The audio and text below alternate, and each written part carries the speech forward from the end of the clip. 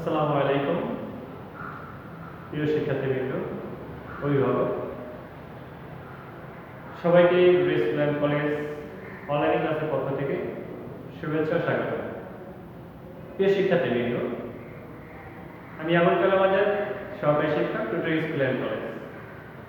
প্রিয় শিক্ষার্থীবৃন্দরা, তোমরা জানো যে আমাদের সরাসরি ক্লাস অলরেডি বন্ধ হয়ে গেছে। আমরা এখন অনলাইনে ক্লাস শুরু করেছি। আশা করব নিয়মিত তোমাদের যে বিষয়গুলো ক্লাস থাকবে তোমরা নিয়মিত সেই ক্লাসগুলো করবে। প্রিয় শিক্ষার্থীবৃন্দরা, তোমরা জানো যে প্রতিনিয়তই তোমাদের পড়ার মান এবং পড়া ঠিক রাখার জন্য আমরা সবসময় সচেষ্ট থাকি। সেই নিয়তই আজকে তোমাদের সামনে আমি হাজির হয়েছি এবং আমাদের আজকে শিক্ষার বিষয় হচ্ছে নবম শ্রেণীর বিজ্ঞান। প্রিয় ব্যবসায়ী শিক্ষা শাখার শিক্ষার্থী বন্ধুরা, তোমরা জানো যে তোমাদের কমার্সের এবং আর্টসের যারা আছো সবারই বিজ্ঞান বিষয়টি আছে। তাহলে বিজ্ঞান বিষয়টি আমি একটু বলি। যারা অষ্টম শ্রেণী থেকে নবম শ্রেণীতে উত্তীর্ণ হয়েছে তারা সবাই জানো যে তোমাদের একটি বিজ্ঞান বই ছিল অষ্টম শ্রেণীতে। সেখানে ছোট্ট একটি বইয়ের মধ্যে অনেকগুলো পার্ট ছিল। সেখানে সায়েন্সের কিছু বিষয়, সবগুলো বিষয় এখানে অনুধাবন করা হয়েছে। সেখান থেকে একটা বিষয় নিয়ে আমাদের আজকের ক্লাস শুরু করব আমরা, নবম শ্রেণী বিজ্ঞান। প্রিয় শিক্ষার্থীবৃন্দ, আমি আশা করব যে আমার যত সময় ক্লাস চলমান থাকবে তোমরা সামনে তোমাদের বই খাতা কলম নিয়ে বসবে। আগের মতোই আমাদের ইম্পর্টেন্স বিষয়গুলো মানে গুরুত্বপূর্ণ অংশগুলো আমরা কি করব, পেন্সিল দিয়ে মার্ক করব। যে ইম্পর্টেন্ট বিষয়টি থাকবে সেটা আমরা কি করব, গুরুত্ব সহকারে আমাদের নোট খাতায় লিখে রাখবো। এটা আমাদের গত 2020-21 বছরেও কিন্তু আমরা এই কথাগুলো বলেছি। প্রিয় শিক্ষার্থীবৃন্দ, তাহলে আমাদের আজকের বিষয়টি নিয়ে আলোচনা শুরু করতে যাচ্ছি। সবাই বই খাতা নিয়ে রেডি হোক। আমাদের আজকের বিষয়টি হচ্ছে বিজ্ঞান নবম শ্রেণী, অধ্যায় প্রথম। অধ্যায়ের নাম হচ্ছে উন্নততর জীবনধারা। দেখো, আমরা যে উন্নত ধারা জীবনযাপন করব সেই জীবন যাপনের জন্য আমাদের কি কি প্রয়োজন সেই বিষয়টি নিয়ে আমাদের আজকের অধ্যায়টি একটু আলোচনা করে নেই। যে উন্নত ধারার জীবনধারণ যে আমরা করতে চাই, এই যে জীবনধারা যে আমরা যে জীবনটা পরিচালিত করতে চাই কিভাবে করব, এর জন্য আমাদের প্রথম স্টেপ হচ্ছে আমাদের কি দরকার, খাদ্য দরকার। দেখবা প্রথমেই লেখা আছে যে খাদ্য ছাড়া মানুষ বা প্রাণী বা আমরাও বাঁচতে পারি না। বিষয়টা কিন্তু ক্লিয়ার। তাহলে আমরা যদি খাদ্য ছাড়া বাঁচতে না পারি তাহলে আমরা অবশ্যই খাদ্য প্রয়োজন। যদি আমরা খাদ্য পেয়ে থাকি, খাদ্য থেকে আমরা কি পেতে পারবো, তাপ পাবো, শক্তি পাবো, আমাদের দেহের বৃদ্ধি পাবো, আমাদের তোমার শরীর রোগ প্রতিরোধ বাড়বে, আমাদের যে ক্ষয় হয় সেটা পূরণ হবে। ক্ষয় হয় কিভাবে এটা একটু বলে রাখি, তাহলে মনে থাকবে যে আমরা যে খাবারগুলো খাচ্ছি, খাওয়ার পর শক্তি পাচ্ছি, কাজ করছি, বা আমরা কোনো খেলাধুলা করছি, বা আমরা আমাদের স্মৃতিশক্তি থেকে বেদা ক্ষয় করছি, আমাদের কিন্তু শক্তি ক্ষয় হচ্ছে। তাহলে আবার যখন আমরা খাওয়া দাওয়া করতেছি বা আমরা যখন কোনো কিছু করছি তখন কিন্তু আবার এটা পূরণ হচ্ছে। তার মানে আমাদের মনে রাখতে হবে যে প্রধান জীবন ধারণের আমি মনে করি প্রথম পর্যায়ে হচ্ছে খাদ্য এবং পুষ্টি। খাদ্য কি, খাদ্য বিষয়টা আমরা একটু ক্লিয়ার হবো। আমরা কিন্তু যদি বলি যে এটা খাচ্ছি খাদ্য না, কথা হচ্ছে খাবারগুলো খাচ্ছি, সেই খাবারগুলো আমার কতটুকু আমার জীবনের জন্য কাজে লাগে, কতটুকু আমার বৃদ্ধির জন্য কাজে লাগে, কতটুকু আমার রোগ প্রতিরোধ ক্ষমতার কাজে লাগে, এই বিষয়টাকে তোমাকে খেয়াল করতে হবে যে আমার সেটাকে আমরা খাদ্য বলতে পারি। এক কথায় এটা হচ্ছে পুষ্টি সাধন, যেটা হচ্ছে পুষ্টির মাধ্যমে আমাদের সবগুলো দিয়ে থাকি আমরা। ক্লিয়ার? ওকে। তাহলে পুষ্টি এটা কিন্তু আমরা যদি ইংরেজিতে বলি নিউট্রিশন, ঠিক আছে? যে কেন হয় দেখবা আমাদের তোমার বিকাশের জন্য, ক্ষয়ের জন্য, রক্ষণাবেক্ষণের জন্য যে বিষয়গুলো প্রয়োজন হয় এক কথায় আমরা বলতে পারি এটা হচ্ছে ভিটামিন বা পুষ্টি। এখন আসি যে খাদ্য যে পুষ্টি যে আমরা করলাম এটা কিভাবে আমরা প্রয়োগ করতে পারি আমাদের জীবনের জন্য বা আমাদের দেহের জন্য বা আমাদের শক্তি উৎপাদনের জন্য, আমাদের রক্ষণাবেক্ষণের জন্য, তারপরে আমাদের কিভাবে আমাদের রোগে আক্রমণ না করতে পারে সেই বিষয়টা কিন্তু আমাদের খেয়াল রাখতে হবে। দেখো ছোট্ট একটা উদাহরণ দেয় তাহলে আমরা সহজে বুঝতে পারবো। আমরা জানি 2020 সালে 17 মার্চ থেকে আমাদের বাংলাদেশ স্কুল বন্ধ হয়ে যায় করোনার জন্য। করোনা যে রোগটা আসছে দেখো এটার কারণে কিন্তু এখন আবার একটা নতুন ধাপ ধরছে। এখন এর জন্য আমরা কি করছি দেখো, আমরা কি করছি, সতর্কভাবে আমাদের মুখে মাস্ক পরতে হয়েছে। আমরা খাবার দাবার খাওয়ার আগে হাত বা ভালো করে ধুয়ে নিয়েছি। বাইরে গেলে বাইরে থেকে এসে আমাদের কাপড় চোপড়গুলো আমরা ধুয়ে ফেলেছি। তার মানে যে আমরা যে আমাদের জীবন মানে ওই রোগটা থেকে বাঁচার জন্য বা ওই রোগটা থেকে রক্ষা পাওয়ার জন্য আমরা কিন্তু বিভিন্ন পদক্ষেপ গ্রহণ করেছি। তাহলে এখানে কিন্তু আমাদের খাদ্য মাধ্যমে আমাদের দেহ বৃদ্ধি পায়, খাদ্যের মাধ্যমে আমাদের রোগ প্রতিরোধ ক্ষমতা বাড়ে। তাহলে এটা কিভাবে হয় সেই ধারণা। এরপরে আমরা দেখো আসো তাহলে বুঝতে পারবো সহজে খাদ্যের উপাদান। খাদ্য উপাদান বলতে আমরা কি বুঝি দেখো, খাদ্য উপাদান আমরা মোটামুটি যদি আমরা বলি আমরা বলতে পারি 6টি। যদি আমরা বলি তাহলে কয়টি বলবো? 6টি। এটা আমরা জানি, এটা আমরা অন্যান্য ক্লাসে ছোট ক্লাসও করে এসেছি। শর্করা, আমিষ, স্নেহ পদার্থ, তারপর হচ্ছে ভিটামিন, খনিজ লবণ, পানি। তাহলে কি কি বলেছি দেখো, এগুলো কিন্তু আমাদের সহজেই কিন্তু আমরা যদি একটু আন্তরিকতা দিয়ে একটু আমাদের মানসিকতা দিয়ে যদি আমরা শেখার চেষ্টা করি তাহলে কিন্তু আমাদের কি হয়, সহজেই কিন্তু মুখস্থ হয়ে যায়।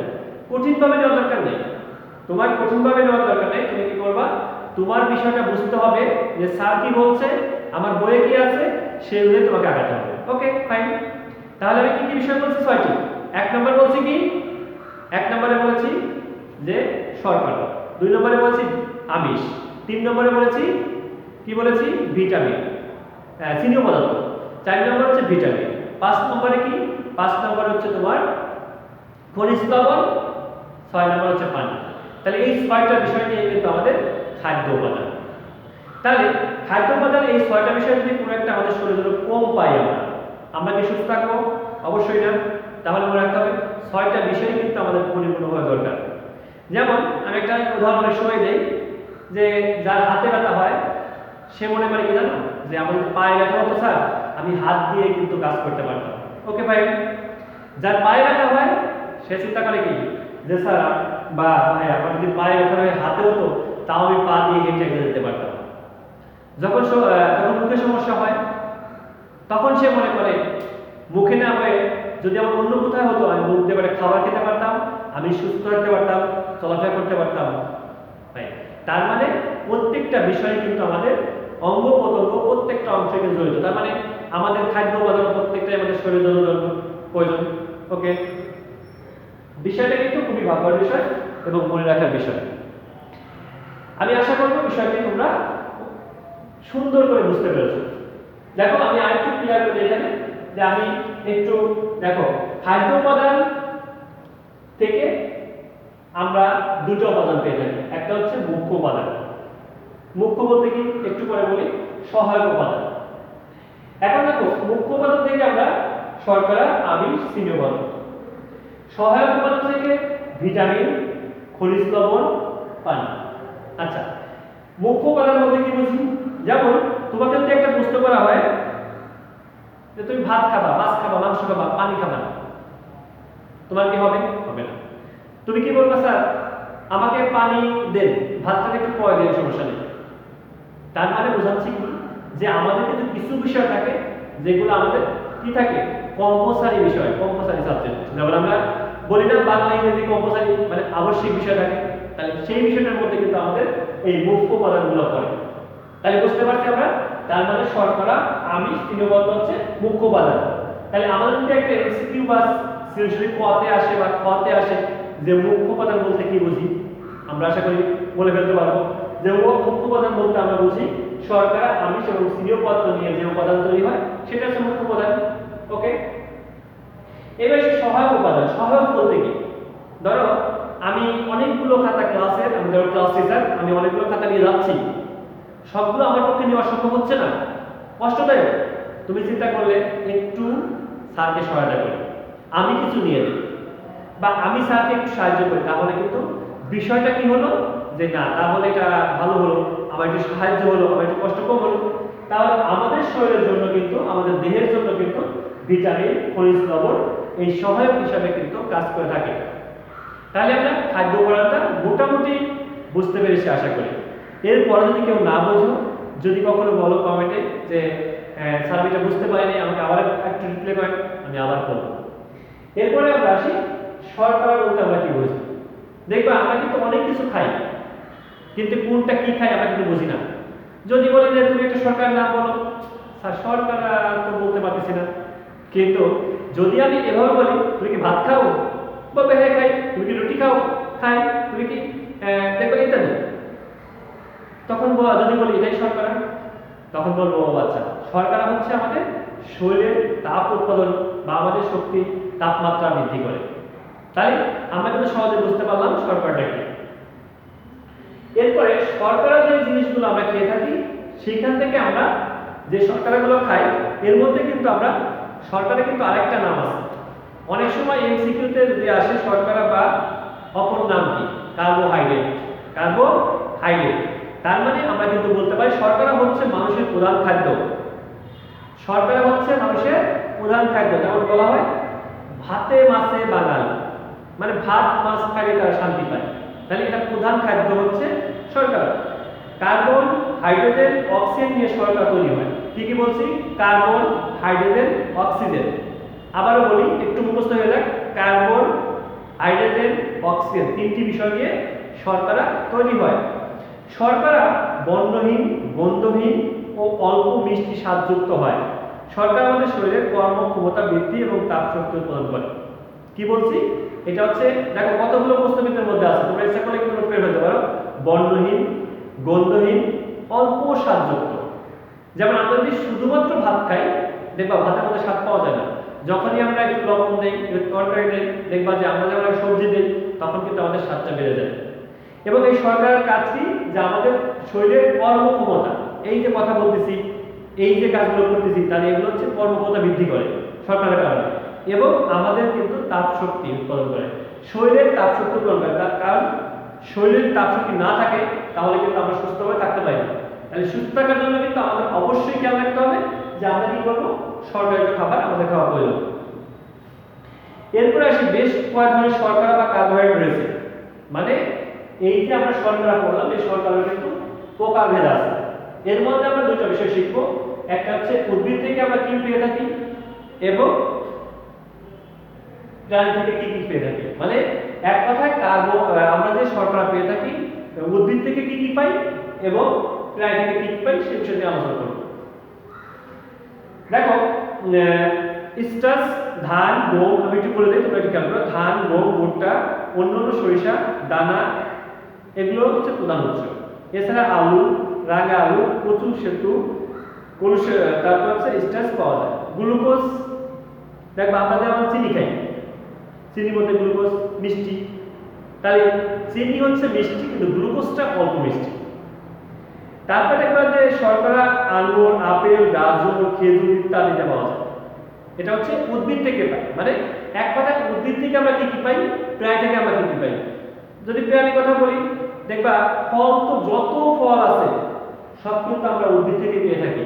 তুমি আম বলো, জাম বলো, কাঁঠাল বলো, লিচু বলো, পেয়ারা বলো, তাল বলো, মানে এ টু জেড, আঙুর ফল বলো, আপেল বলো, কমলা বলো, মালটা বলো, যতগুলো বলতে চাও সবগুলোই কিন্তু আমরা উদ্ভিদ থেকে পেয়ে থাকি।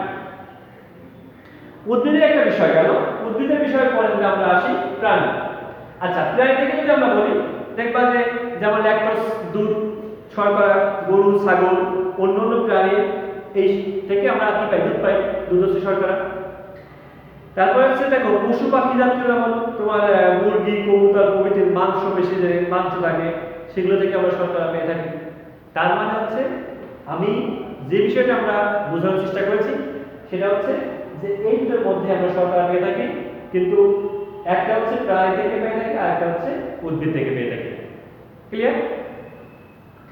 এরপরে আমরা আসি পুষ্টি। দেখো পুষ্টিগত গুরুত্ব। আচ্ছা, পুষ্টির গুরুত্ব কি এটা যদি আমরা একটু ভালো করে বুঝতে চেষ্টা করি তাহলে কিন্তু আমরা বুঝতে পারবো যে একটা বাচ্চা যখন দেখবা ছোটবেলায় যখন তার জন্ম হয়, জন্মের পরে তুমি যদি মনে করো স্যার আমি একটা আপেল দিয়ে দিই, তুমি বসে বসে আপেল খাও, এটা কিন্তু কখনো সম্ভব না। কারণ সর্বপ্রথম তার মায়ের বুকে দুধ খাওয়ানো হয়, এটাই তার জন্য বেস্ট খাবার, আল্লাহ তাআলা তৈরি করেছে। এখন যখন সে আস্তে আস্তে বড় হয়, যখন সে আস্তে আস্তে বড় হতে থাকে তখন কিন্তু তার চাহিদা বাড়ে। চাহিদা কিরকম? এক সময় দেখবা যখন অনলাইনে আমরা ক্লাস করতাম না, তারপরে তোমার অনলাইনে যখন আমরা ভিডিও দেখতাম না, তখন কিন্তু আমাদের মোবাইলের উপর চাহিদা ছিল না। আমাদের চাহিদা ছিল আমাদের চাহিদা ছিল কি যে আমরা বাইরে খেলাধুলা করবো, আমাদের চাহিদা অনুযায়ী আমরা ক্রিকেট, ফুটবল, বন্ধুদের সাথে খেলাধুলা, ঘোরাঘুরি এগুলো করতাম। এখন আমরা সুযোগ পাই কি করে? মোবাইলে গেম খেলে। এখন কথা হচ্ছে যে আমাদের শরীরের জন্য বা আমাদের তাপশক্তি বৃদ্ধির জন্য যে পুষ্টি দরকার হয়, এই পুষ্টিগত যে মান সেগুলো কিন্তু একটা নির্দিষ্ট লিমিট থাকে, নির্দিষ্ট পরিমাণ থাকে। তুমি ইচ্ছা করলে প্রচুর পরিমাণে শুধু ভাতই খেয়ে গেলে তোমার শরীরের জন্য কিন্তু এতটা উন্নত হবে না। কিন্তু যদি আমরা এই কাজটা করি, যদি আমরা এই কাজের মধ্যে যাই যে আমরা ভিটামিনও খাবো, শর্করাও খাবো, আমিষও খাবো, তারপরে তোমার খনিজ লবণ খাবো, পানি খাবো, মানে এক কথায় যে মুখ্য উপাদান এবং সহায়ক উপাদান সবগুলোই আমি সমন্বয় করে খাওয়ার চেষ্টা করব, তাহলেই কিন্তু আমার পুষ্টি উপাদানটা সঠিকভাবে পাবো। তাহলে আমরা এটা কিন্তু বুঝতে পারছি। এরপরে আসি যে আমিষ। আরেকটু বলি, সেটা হচ্ছে খাদ্যের মধ্যে দেখবা যে 1 গ্রাম পানির তাপমাত্রা 1 ডিগ্রি সেলসিয়াস বৃদ্ধি করতে যে শক্তির প্রয়োজন হয় সেই পরিমাণ শক্তিকে তাপ শক্তি হচ্ছে 1 ক্যালোরি। তাহলে 1 কিলোক্যালোরি সমান 1000 ক্যালোরি, এটা আমরা জানি। এবং তুমি যদি এখান থেকে আমাদের কিছু অঙ্ক আসে, সেই অঙ্কগুলো কিন্তু আমাদের এখান থেকে করতে হবে। তারপরে আমরা আসি আমিষ বা প্রোটিন। আচ্ছা, আমিষ বা প্রোটিন বলতে আমরা কি বুঝি? আমিষ আর একটা হচ্ছে প্রোটিন। দেখবা অনেকে আমিষ চেনে, প্রোটিন চেনে না, প্রোটিন চেনে আমিষ চেনে না, এরকম কিন্তু অনেক সময় হয়। এটা করা যাবে না।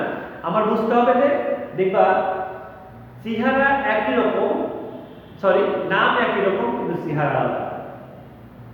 একটা হচ্ছে আমরুল আহমদ, একটা হচ্ছে ফজলুর রহমান। তার মানে দেখবা নাম আলাদা, চেহারা আলাদা, নাম কিন্তু আলাদা। আবার নাম এক হবে, চেহারা আলাদা হতে পারে, এরকম আর কি। কার্বন, হাইড্রোজেন, অক্সিজেন ও নাইট্রোজেন এই 4টি মৌলের সমন্বয়ে আমিষ গঠিত হয়। আগে আমরা শর্করার মধ্যে কি কি পড়ছি? 3টা, কার্বন, অক্সিজেন, হাইড্রোজেন। এখানে বাড়ছে কি? নাইট্রোজেন। তাহলে কয়টা জিনিস বাড়ছে? যে তুমি একটা জিনিস খেয়াল করো যে আমরা যদি এটা আমরা বলতে দেই,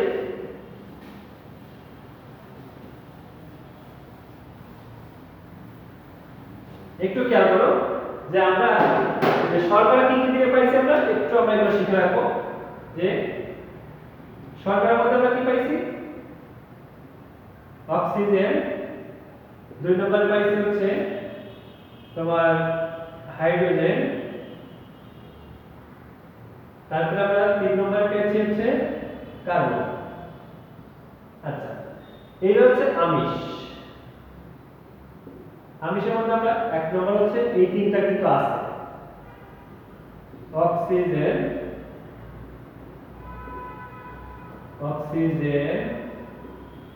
তারপর হচ্ছে 2 নম্বর হচ্ছে একটা লেখে হলো আলাদা সমস্যা নেই, কার্বন, হাইড্রোজেন, তারপর 4 নম্বর হচ্ছে নাইট্রোজেন।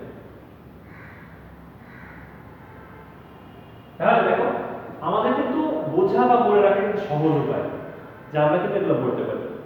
এখন আমিষও কিন্তু আমরা 2 প্রকারে পেয়ে থাকি। আমিষও আমরা 2 প্রকারে পেয়ে থাকি, একটা হচ্ছে প্রাণীজ আর একটা হচ্ছে উদ্ভিদ। এটাও কিন্তু সেম, একটা অংশ উদ্ভিদ থেকে আসে, একটা হচ্ছে প্রাণী থেকে আসে। এই বিষয়টা কিন্তু আমাদের খুব ভালোভাবে খেয়াল করতে হবে। প্রাণী থেকে যেমন তোমার আমরা যে আমিষগুলো পেয়ে থাকি, তোমার প্রাণী থেকে যে আমিষ পেয়ে থাকি সেটা হচ্ছে মাছ, মাংস, ডিম, দুধ, ছানা, পনির, এগুলো হচ্ছে প্রাণী থেকে পেয়ে থাকি। আর যদি আমরা উদ্ভিদ থেকে বলি, যেমন তোমার সিমের বিচি, তারপর তোমার ডাল, মটরশুঁটি ইত্যাদি, এগুলো আমরা উদ্ভিদ থেকে পেয়ে থাকি। তাহলে বিষয়টা কিন্তু আমরা সহজভাবে নিতে পারি যদি আমরা চেষ্টা করি যে না, এটা আমাদের সম্ভব। তাহলে আমি তোমাদেরকে বলবো যে আমরা যে বিষয়টা আজকে আলোচনা করলাম সেই বিষয়টা আমরা একটু লিখে দেব যে খাদ্য ও পুষ্টি, খাদ্যের উপাদান শর্করা, তারপর উদ্ভিদ থেকে আমরা কি কি শর্করা পেয়ে থাকি, রাইস থেকে কি কি শর্করা পেয়ে থাকি, এবং আমিষ বা প্রোটিন থেকে আমরা কি কি পেয়ে থাকি, এবং শর্করা কি কি দিয়ে গঠিত হয় বা তৈরি হয়, আমিষ কি কি দিয়ে গঠিত হয়, সেই বিষয়টা কিন্তু আমরা আজকে ক্লাস শিখলাম। এবং আমাদের জীবন ধারার জন্য আমাদের কি কি প্রয়োজন সেই বিষয়টা কিন্তু আমরা এখানে উদাহরণ করলাম। প্রিয় শিক্ষার্থীবৃন্দ, আমরা যে বিষয়টি নিয়ে আলোচনা করব বা যেটুকু আমরা আলোচনা করব, তোমাদের অবশ্যই কাজ থাকবে যে এই বিষয়গুলো আমরা বাসায় আবার প্র্যাকটিস করব, পড়াশোনা করব, সেই বিষয় নিয়ে ছোট ছোট প্রশ্ন তৈরি করব। ছোট ছোট প্রশ্ন তৈরি করে ওইখান থেকে আমরা কিন্তু অ্যান্সারও তৈরি করতে পারি। এখন তাহলে আমাদের একটু বাসায় কাজ থাকবে, হোমওয়ার্ক থাকবে, আমি আশা করি তোমরা সবাই করবে এবং এই কাজটা করতে পারলে তাহলে দেখবা যে আমরা কিন্তু পড়াটা কন্টিনিউ করতে পারবো আমরা। যেমন আজ দেখো পাঠ থেকে কি শিখলাম,